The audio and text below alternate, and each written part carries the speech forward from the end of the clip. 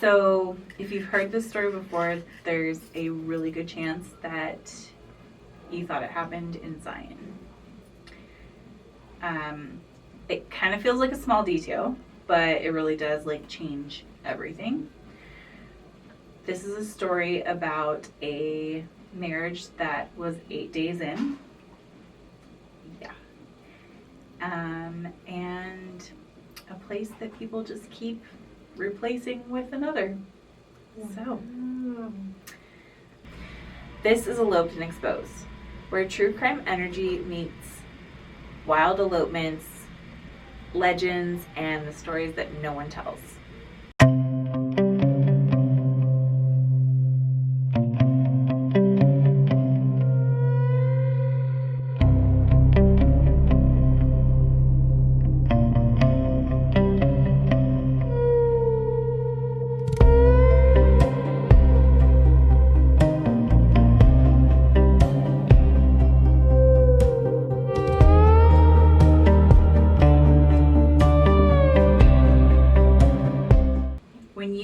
Newlyweds and National Park, what do you picture? Maybe like a nice shoot, maybe like a nice little honeymoon, maybe not one that ends in murder. Definitely not one that ends in murder. I think I kind of picture, kind of the same, like, fun, like, maybe like a fun photo shoot and glamping for sure. I think glamping. Because that's my life. And yeah, just like maybe exploring and just like having fun, but definitely not murder. But we both know why we're here. Yes, we know why we're here. So this did not happen in Zion, but that's where it tends to be attributed to. Okay. Why do you think that, like, Zion would be, like, the go-to versus... Maybe it's more popular than the other location? I think that's really it. It's, like, social media, influencers, whatever. Just people go to Zion a lot. It's beautiful. It's picturesque. It's nearby, like, civilization. Okay. You know, there's like a small town on your way in. It's accessible. It's more accessible. A lot of people come from Vegas to go to Zion. Naturally. Like, it's kind of one of those things like, oh, we're going to Vegas. If you're here for a week, you go up there for 2 days or whatever. Because it's 2 hours away. So. Convenient. Super convenient. But yeah, I think at the end of the day, it's really just like social media. I am Heather Taylor, and I am a Las Vegas-based elopement and wedding photographer. And I'm Savannah Campos. I am a Las Vegas-based social marketing agency owner, but that's not why I'm here. I'm just here because I'm new to Vegas and I want to find out more about these stories, I guess. So this is my intro to Vegas. Thank you. Yes. Welcome to Vegas, babe. Here's how everyone was murdered.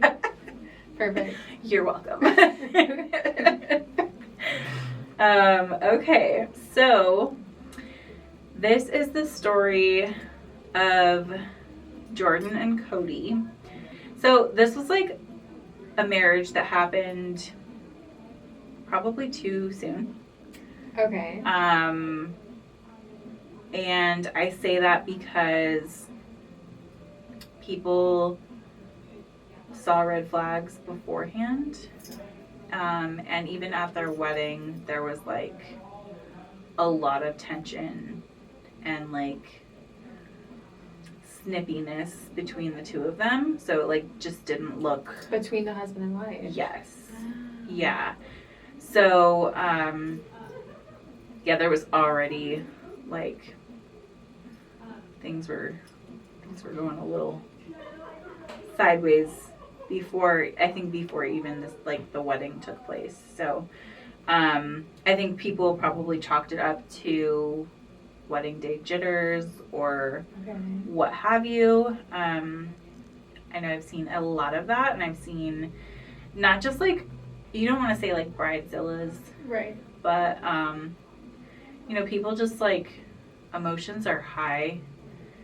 Weddings are, there's a reason why I prefer a smaller wedding or an elopement, because the vibes are just, there's just like a lot more pressure for a big wedding, because you don't just have like your key people, you have like aunts and uncles and cousins and people who like shouldn't really have a say-so that tend to like to have a say-so, so then like everyone gets a little cray. But basically they get married, Linn Graham and Cody Johnson. They get married in June of 2013, and they decide that their honeymoon is going to be Glacier National Park, camping, hiking, all that good stuff. And do we know how long they were together prior to marriage? It was probably like at least a year, but some people, I think it was just their family was like, that was really quick, whatever. Okay. So they're still strangers, essentially. Yeah, and maybe like, yeah, he just might not know what he's getting into. so yeah, their relationship had kind of been described as intense. Okay, toxic. Yeah, pretty much. There were red flags, kind of like immediate family said there was red flags. So, but yeah, like kind of just like emotional strain and emotional, what is the word I'm looking for? Baggage, maybe? Turmoil? That's the one. Turmoil. So kind of not the ideal like fairy tale honeymoon setup to go like off to the middle of nowhere again. Glacier is in Montana, and it is beautiful, but it is much more out there than more Seaside remote. and More remote. remote. Okay. Yeah, exactly. I feel like this may have been like one of those like let's start over moments, like a starting over vacation trip, maybe.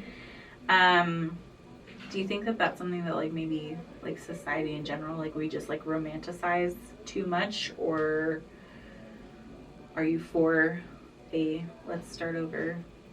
I think a let's start over trip never works. I'm thinking about like an ex-boyfriend that I stayed with way too long because we had too many start over trips. Yeah. Just prolongs the inevitable sometimes. Right. It's like I see all these things happening and like let's just put a Band-Aid on it and like... Yeah, because it's like a break from reality. Mm-hmm. You're not in your normal schedule. And what's wrong on vacation? Literally nothing. Right. Unless you come into it with baggage. True. And maybe like you're wanting to start over, but you can't let go. And then Been there, yeah. that shit just kind of like bubbles and festers, and then you're like push someone off a cliff. Oops. Oopsies. So that was a little teaser there. But I mean, another thing is I feel like a lot of times people, I think we all kind of look at marriage and be like, it equals stability, it equals like security, right, a little bit. And so maybe that was something that maybe they rushed into their relationship because they were thinking maybe this is it'll get better. Like marriage was the Band-Aid? Yeah, this is the answer. Okay. Just like sometimes people say having a baby is the answer. I don't agree with that. It's what it is. I guess let's get to Glacier. It's a like cold, quiet, beautiful, but like very vast, mountainy. Okay. You've been to Glacier? I, as a kid, not as an adult, but Montana is definitely like on my bucket list as an adult. Me too.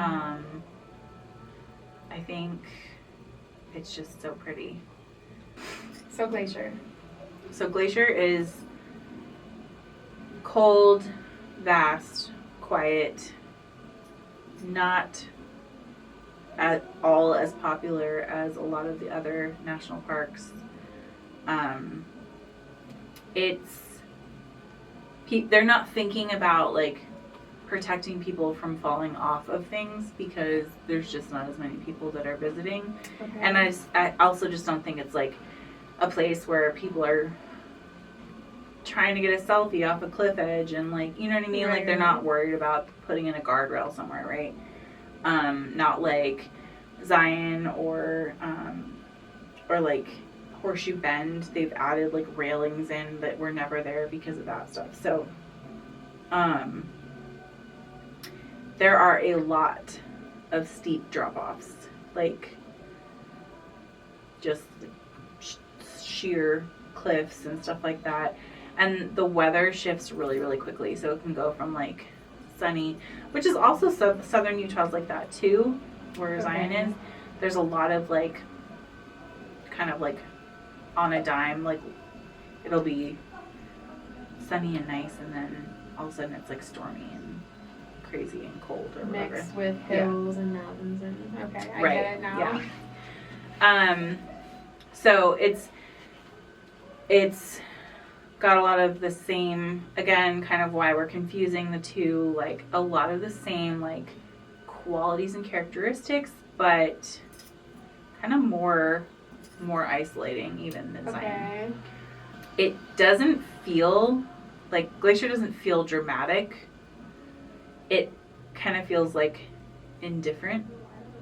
If you're like thinking about like, I don't know, when I think about Zion, I feel like it's dramatic. You look at those like cliff faces and it's just like, holy shit. You feel the scale. Yeah. So Okay. Glacier doesn't have that same feel. You feel like you're just part of the mountains, not necessarily like. Yeah. See, okay, I see. Yeah.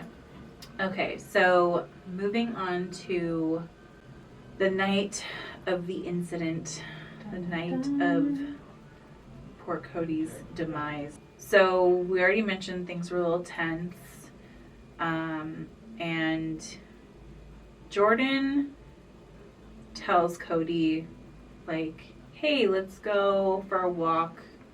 I have a surprise for you. So they go on this evening walk, and as they're walking, they get into an argument. And they happen to be arguing along a cliff edge, which seems to be what Jordan's big surprise was, because she just shoves him off the cliff. Yeah.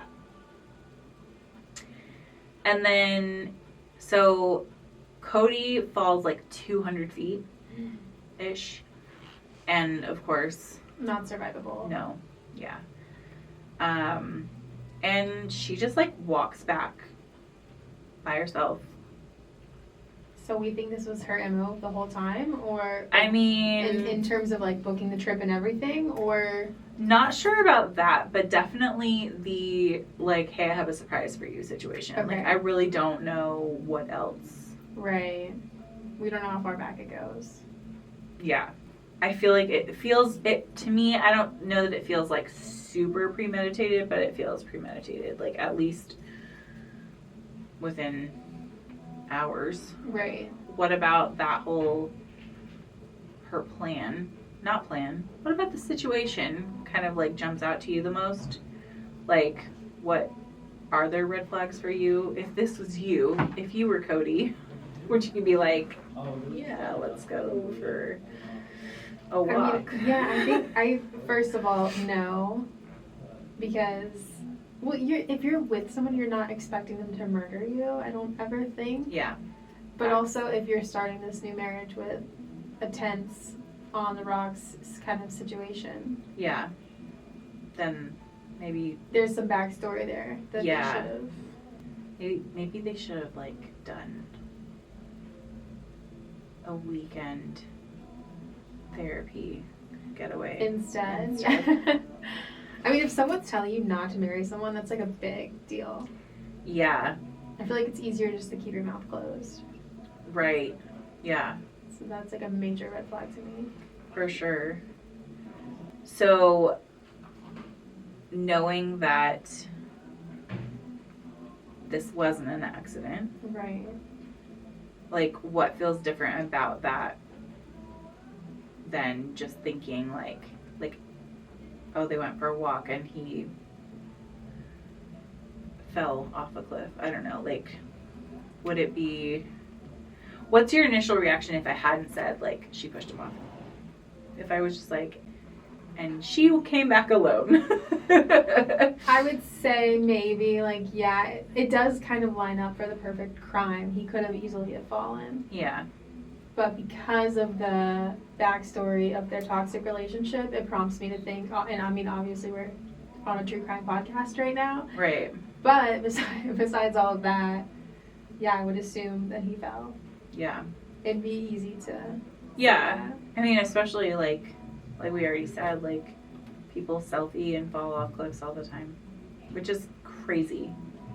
That is crazy. Like, I took my kids to Horseshoe Bend to scatter my dad's ashes a couple of years ago, and, like,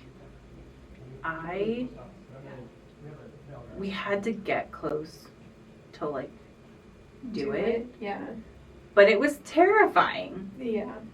And then, I mean, of course, I'm terrified because my children are crazy people and they're, like, running along a cliff edge. But, like, you know, right. People do stuff like that and then, like, fall.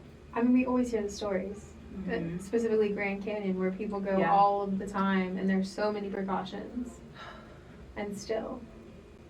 It's just, a selfie is not worth that. Definitely not. How do you feel like the isolation of this location, though, could change her accountability for this perfect murder? I mean, for sure, less witnesses is always a good thing if you want to commit a crime. And not to mention, this is, you know, we talked about this being, like, kind of a more remote place. Right. So, in terms of, like, I was stranded and I didn't know what to do, I had to leave, you know? Yeah. I had no service or whatever.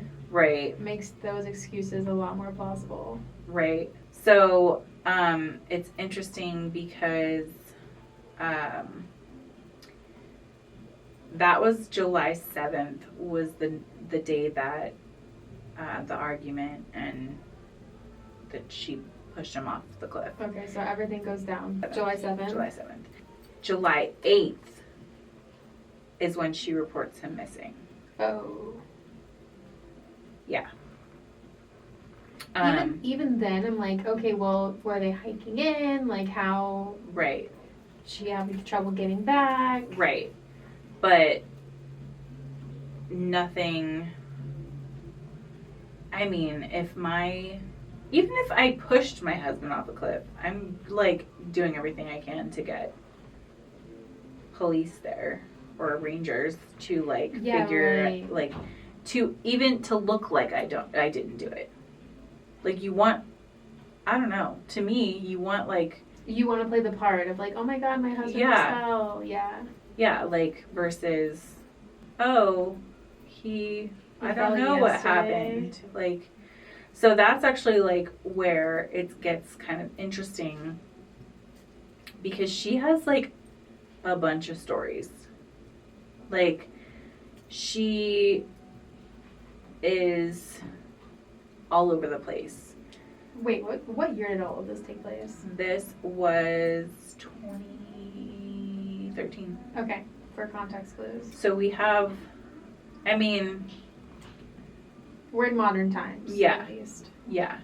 I was going to say, we have, like, you know, we have social media, we've got, like, I mean, it's in its infancy, kind of, but as far as, like, Instagram and stuff goes. But we've got phones. Got phones. Yeah. There's no reason to, like,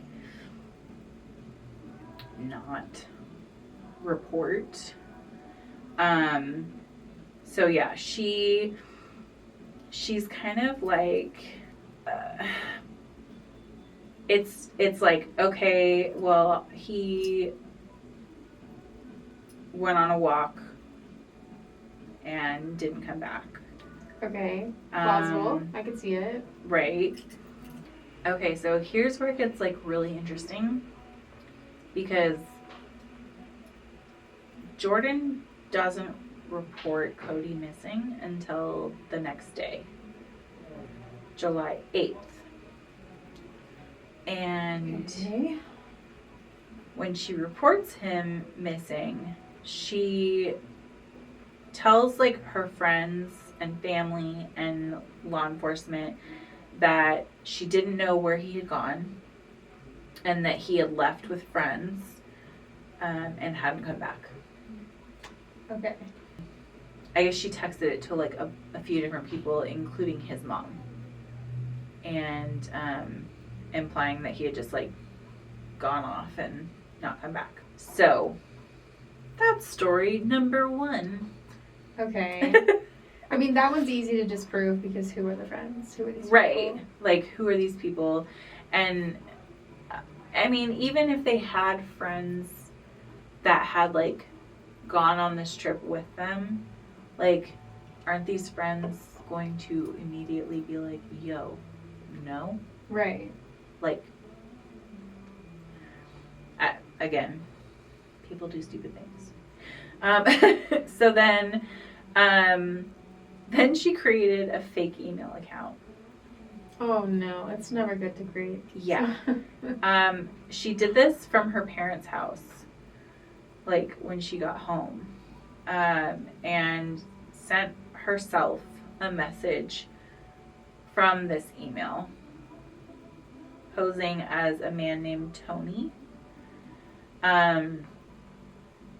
saying that Cody had gone hiking with his buddies and they like left on a ride or something like that, and something happened, and Tony said the friends just like came back without him.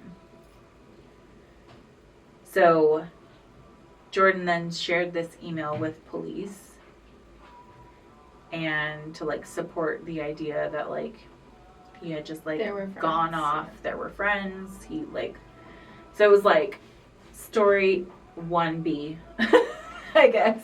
Crazy. So yeah, that he had like gone off and like died accidentally, because now no one knew where he was. So is she just stupid, or was 2013 like an era where we didn't know like IP addresses were a thing? I'm trying to understand her. That's a really good question. I don't know about the IP addresses thing, but I feel like 2013 was sophisticated enough that Investigation Discovery was already on TV. Like, right, like they probably can backtrack you and be like, yeah, no. Oh yeah, so IP addresses is a thing. Investigators later traced the email back to a computer at her parents' house.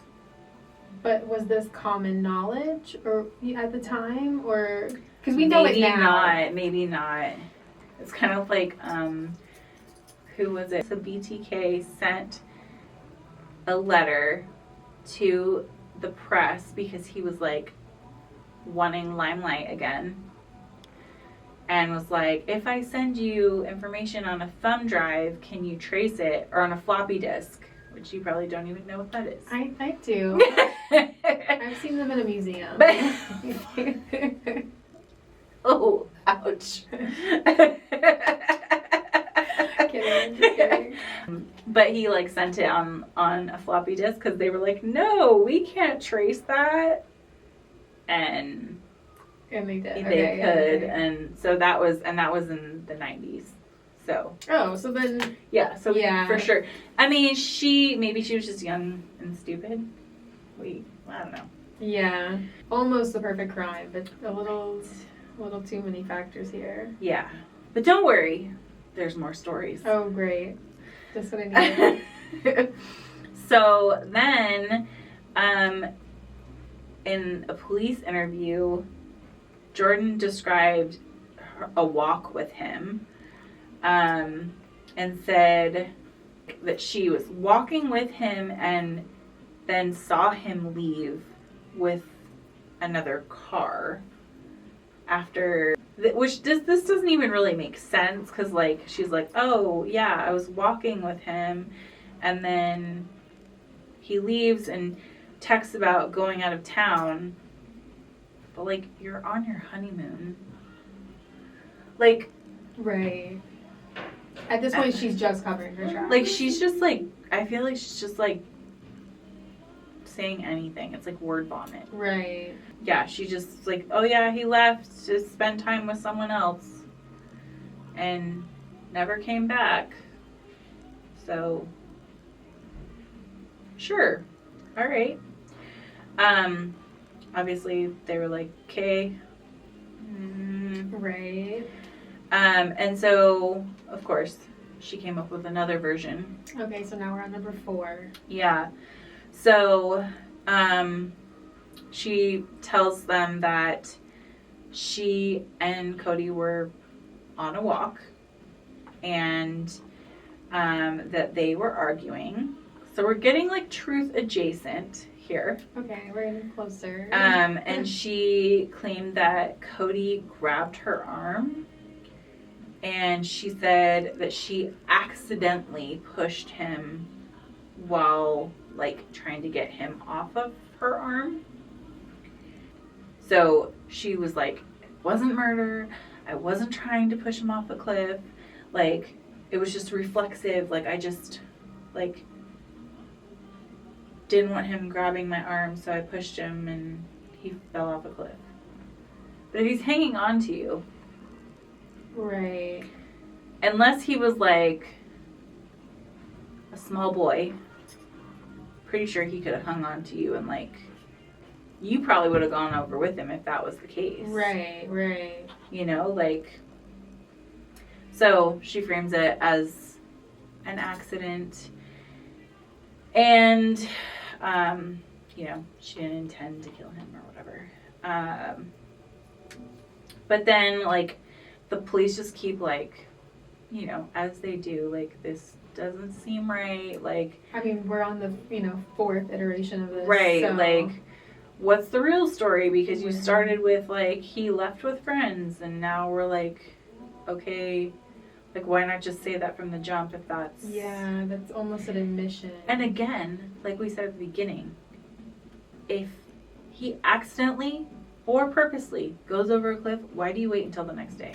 I was just thinking that she could have just ran with that story and acted a Yeah. little bit more. Yeah, She would have maybe absolutely been in the clear. but she's a dum-dum. So,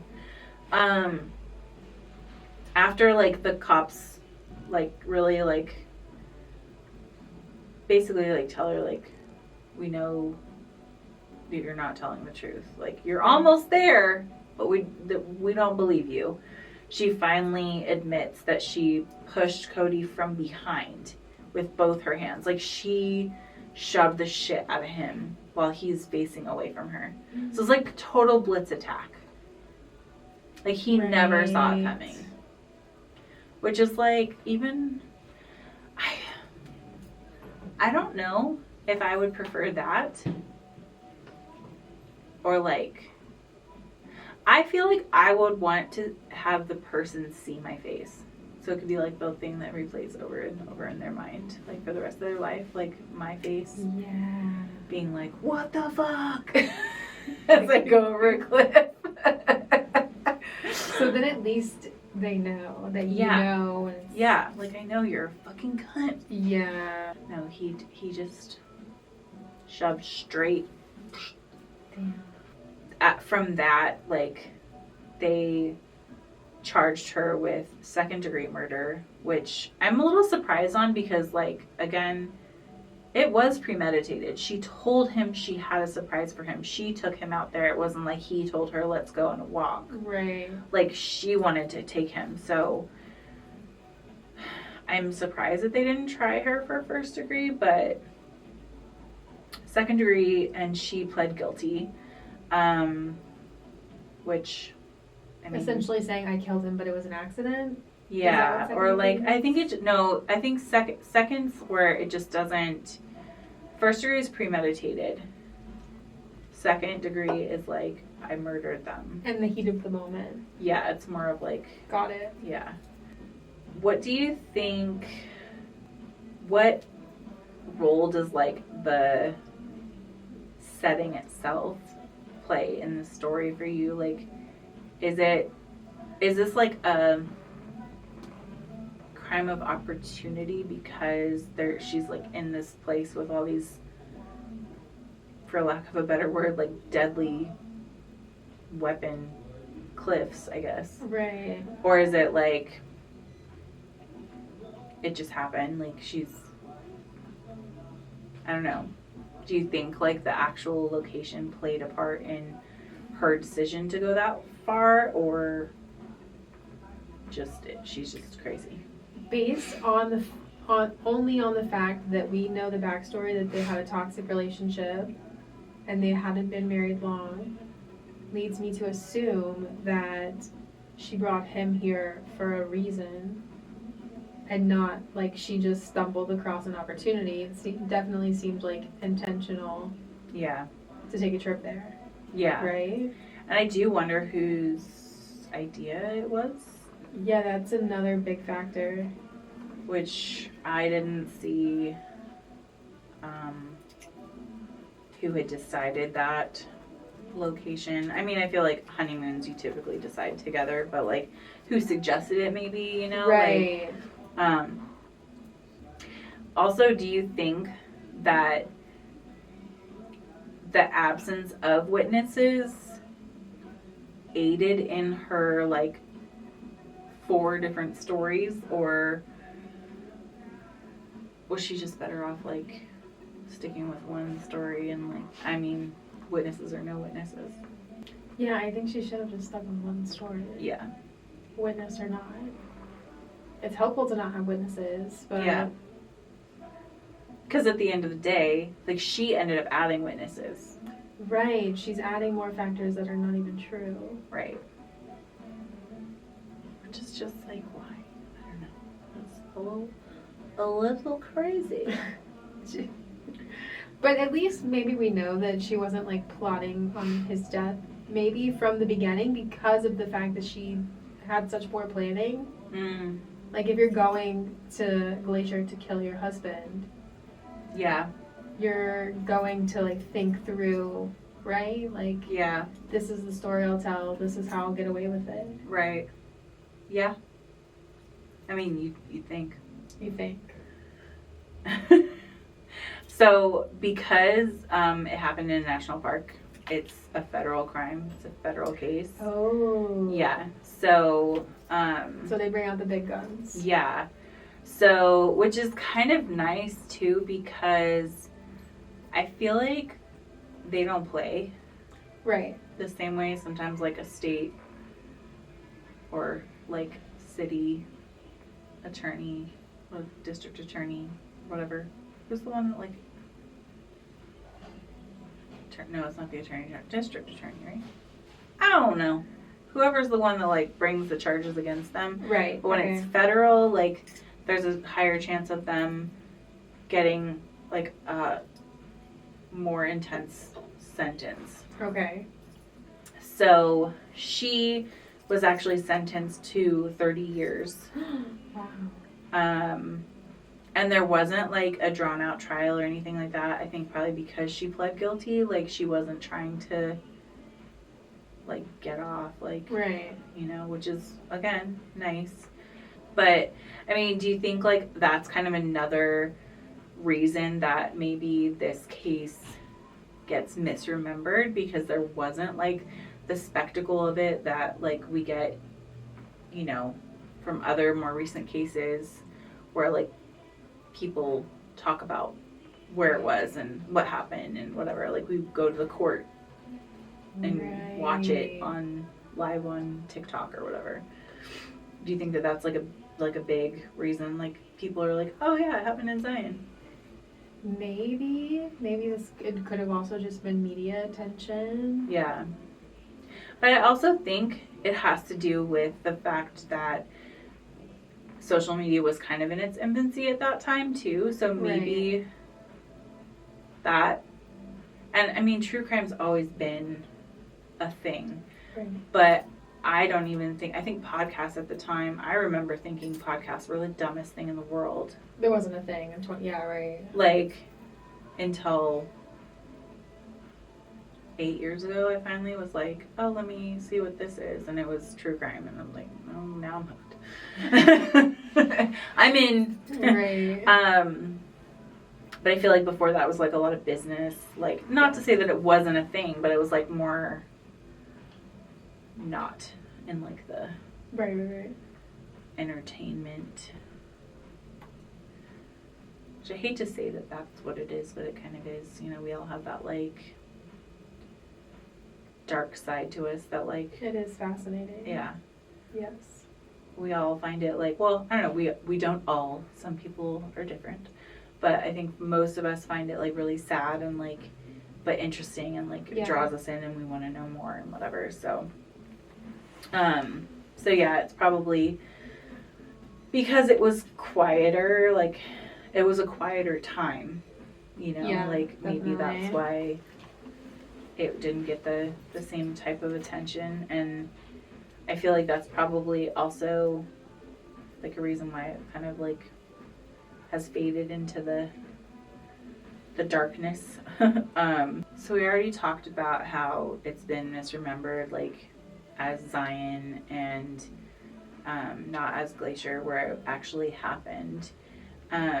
Which, like, when we get the place wrong, like, we really get the story wrong, because the context is just, like, totally different, you know? Like, when you picture someone falling off a cliff in Zion, I don't know, to me that seems scarier. Those cliffs are huge. Massive, yeah.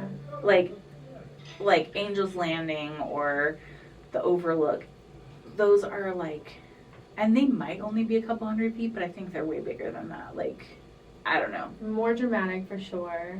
And they're like more witnesses. Sheer 100%, way more witnesses. There's always a million people. So, you know, it really like changes the context. Definitely. Why do you think like the internet especially prefers those like familiar backdrops? Like, why do you think they're like, oh yeah, Zion? Over, you know, maybe it's as simple as like, oh, where did this happen? Oh, it's that park near Zion or something. Like, just association, maybe. Yeah, or even the fact that they're both national parks. Right. Maybe it's just like so generic. Are they close? No, they're not close. They're not even close. Yeah, I don't know then. They're like 2,000 miles apart. Oh. I'm pretty sure it was 2,000 miles. Let's just do a little checky check. Yeah, I'm curious how far away they are.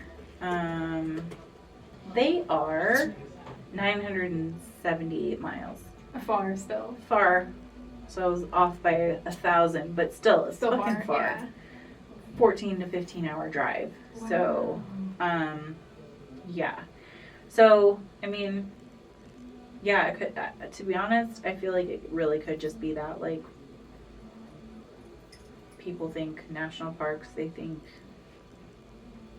what they've most recently seen on the internet, even. Yeah. So, do you think that this happens more with, like, travel-related crimes? Like, people who, like, having a location be misremembered happens more with a travel-related crime than, like, a neighborhood crime? Maybe, or maybe just based on the popularity of the two places, right? Yeah. Like, yeah, I mean, it could just be like, also I feel like the cities that have like the same name that are in different states. So true. Is that what was happening here? No. They're not at all. No. Yeah, there's no similarity. No. The only similarity is national park, to be honest. So, which is interesting. But Yeah. So yeah, I mean, at the end of the day, like, places aren't interchangeable, you know, and Right. unfortunately that's like kind of what happens. And then people, you get that, like, I feel like this story was almost like the telephone effect.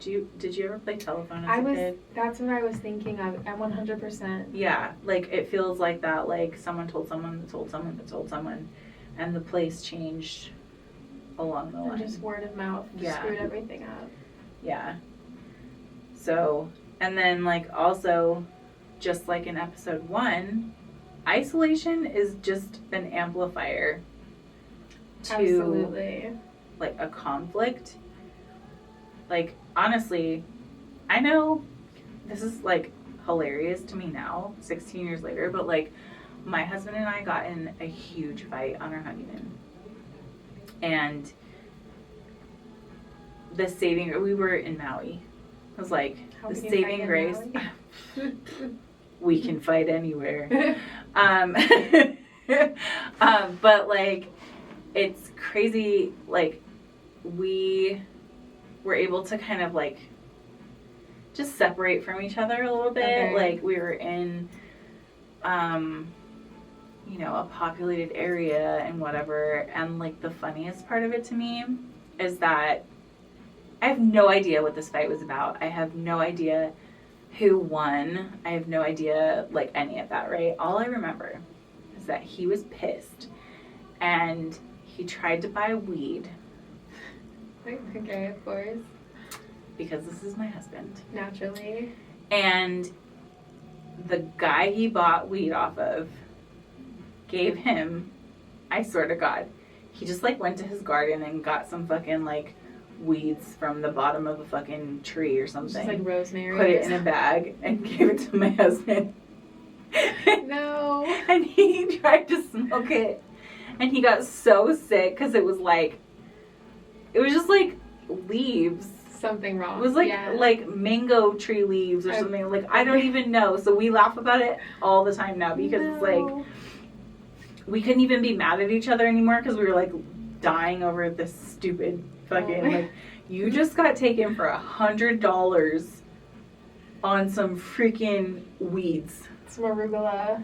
Who knows what the fuck is in that bag? It was hilarious. Catnip. Oh my god. So great.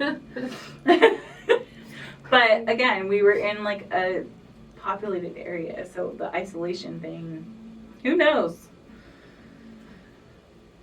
Who knows what would have happened if we were isolated, but, you know, like, the wilderness doesn't soften, like, your problems. Definitely. You know, not. like, you can get away from each other, but this girl pushed it a little too far to, like, I mean, no pun intended, but, like, But literally. Literally, she pushed just them too far. Yeah. And unfortunately, like, it probably could have been avoided had even, I don't know if it was someone didn't speak up and say, like, y'all probably shouldn't get married. Right. Or maybe someone did speak up and they didn't listen. Like, but for people to say after the fact, like, there were red flags. But did you say something? Right. Did you? Yes. Like, it's not really fair for Was you to it say that known now. already? Yeah. So, yeah. I don't know. So, how would you, like, say would be the best way to help people remember correctly that this was Glacier versus any other national park? Well, hopefully this podcast helps. Yeah. I don't know, but it does seem less plausible in Zion. Yeah. Definitely to get away with. Definitely to get away with. Because there's just too many people. Yeah.